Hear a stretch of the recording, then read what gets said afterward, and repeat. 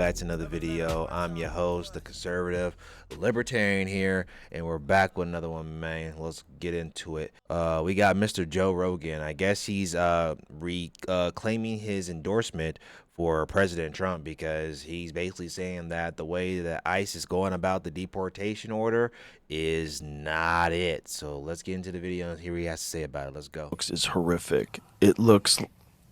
When you're just arresting people in front of their kids and just normal, regular people that have been here for 20 years, that everybody who has a heart can't get along with that. I'm sorry, but if you've been here for 20 years and you are undocumented and you're illegal, I don't know what to tell you, bro. I truly don't know what to tell you, bro. And people want to be up my ass about this too. And it's like, what about their civil rights and be where they want to be and love who they want to love and whatever. And it's like, I completely understand that, and I support that. But at the same time too, I also support borders, and I also respect law and order. I also respect order, you know what I'm saying? Because I have order in my own life. I try to have order in my house. If there's no order, then there's chaos, right? One of the orders or one of the laws is that you can't just come into the country illegally and then just expect to live your life. Then that's just what it is, right? And by you breaking that law, you are infringing on other people's rights. And a lot of people can't get that, don't understand that concept either. I have to explain that to some people sometimes too. Just because we have freedom does not mean that our choices don't have consequences. So by us doing certain things can lead to certain outcomes. So by you being in the country legally, certain things could be taken away from certain people, certain opportunities, especially if we let a lot of people into the country at one time, like, last couple years of the Joe Biden administration, letting in about 8 to 10 million people undocumented. So, and we saw how that was going. We literally could watch the news and see how that was going, and it was not going good. You know what I'm saying? People were dying. Girls were dying. To all the immigrants who are, here legally, I commend you and I support you. But all to the legal ones, bro, you're doing yourself a disservice by being here. And if you have children, if you made children here, you just uprooted their entire lives. And you have no one else to blame but yourself. No. Everybody who has a heart sees that and goes, that can't be right. That can't be right. That can't be the only way to do this. Right.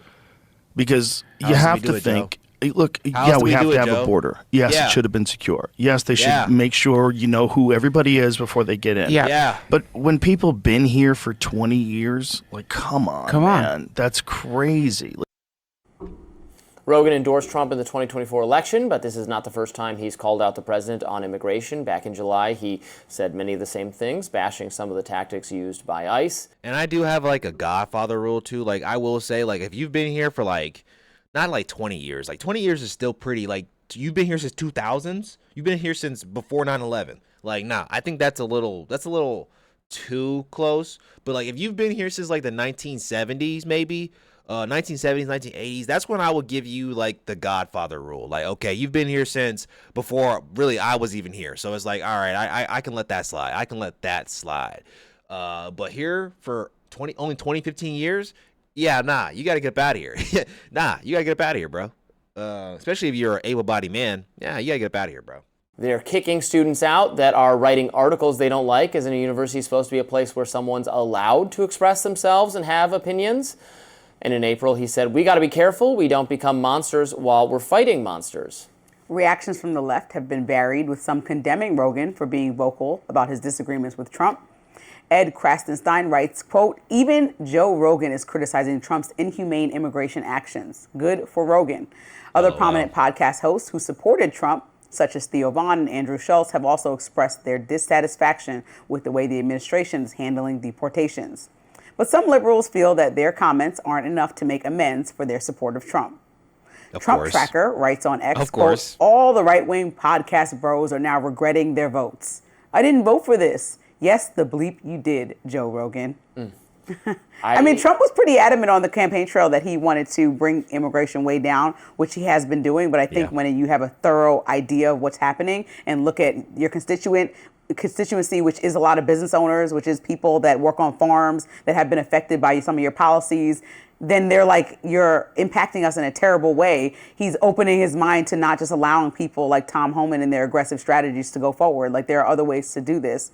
Also, I think when I watch videos of parents, migrant parents dropping their kids off at school and being thrown on the ground. That's not what we like to see. And I've interviewed and been on News Nation talking to other officials that work in immigration. Like, for example, because I live in Colorado, and we had a big issue there with overpopulation of migrants coming in because we were considered a quote unquote sanctuary city. And they're like, we're not going to schools. We're not going to churches. Well, we've seen video in Chicago recently of ICE at a school, arresting a mother. And so that's not the type of thing this is not the violent criminal that we're looking for. And when you look at the numbers, it just doesn't match up. So when you look at criminals that are actually in jail per $100,000, I believe, according to the Cato Institute, per 100,000 people, 424 migrants have actually committed a crime, which is high, but that number doesn't match the amount of people that we're going after. We first and foremost want to get all violent criminals out of here. That's not all 100,000 people that are actually contributing to our economy, that are helping grow farms all over America, that are helping your children eat. And so I think when you're watching these people get thrown to the ground, like Joe Rogan was saying, that have been in this country for 10, 20 years,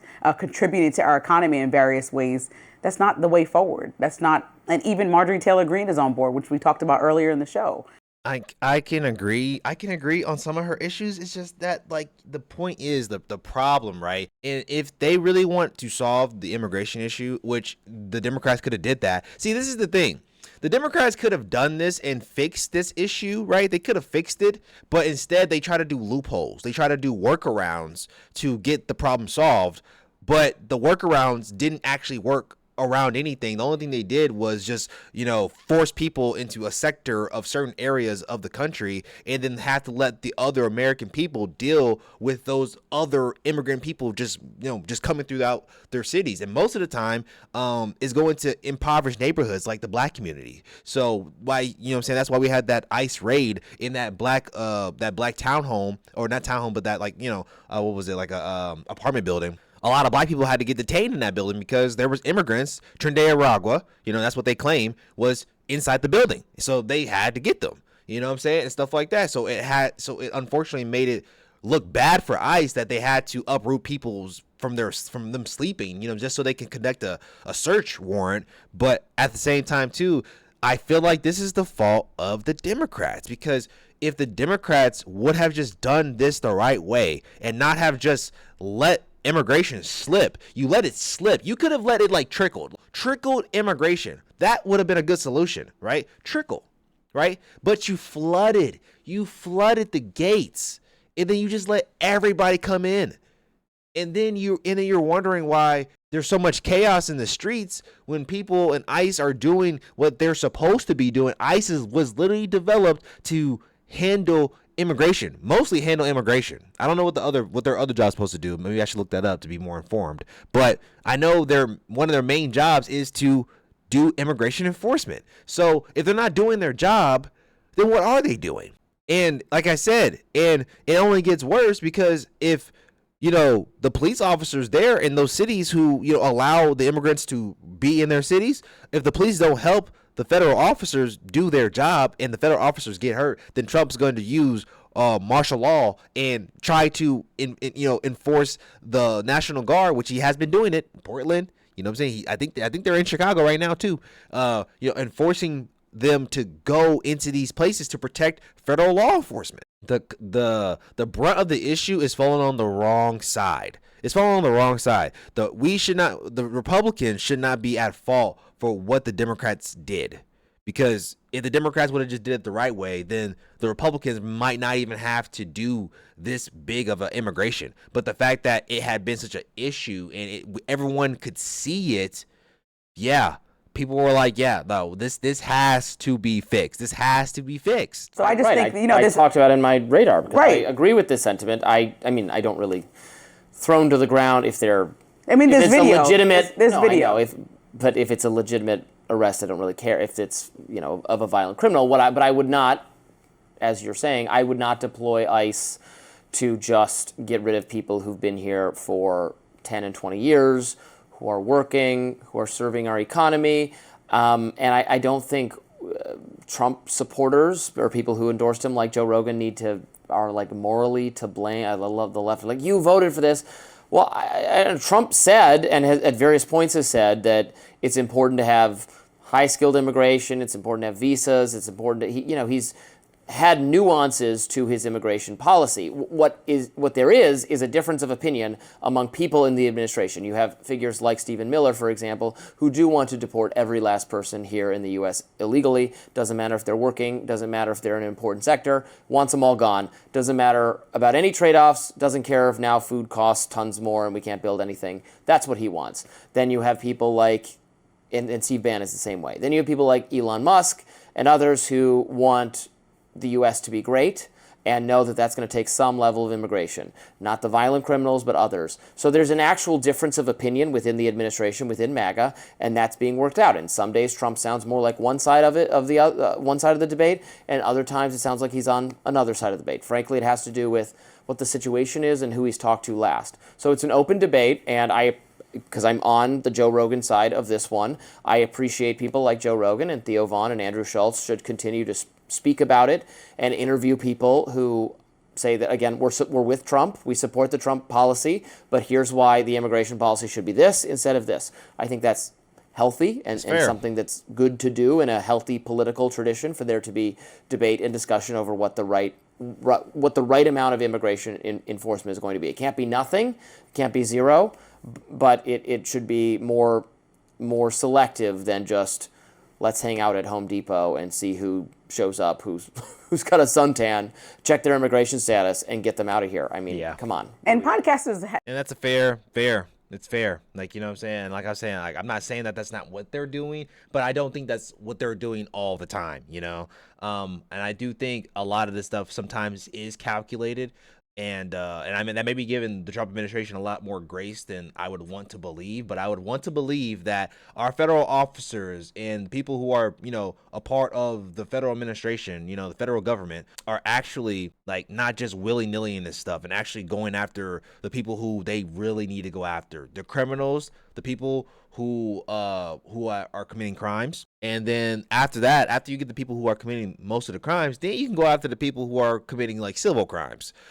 People who are, you know, not doing good service to their communities. People who are, like, lazy, you know what I'm saying? People who aren't working, people who aren't contributing to society in a positive way. Yeah, you can go after those guys too, because who really needs those people? You have to do the unfavorable thing to do the right thing, but it can't get too ugly.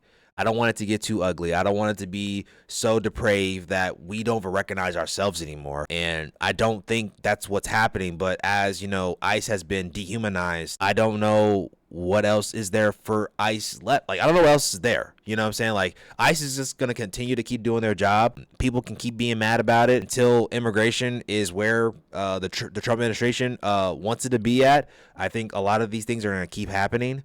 And there's nothing really you can do about it but just sit back and watch. But this is where a majority of American people voted for. And if I had to vote, I probably would have voted for Trump too, just because it's all about common sense. It's not about who I like more than the other. It's not about her being black and him being white. It's just about who fits more into my common sense lane.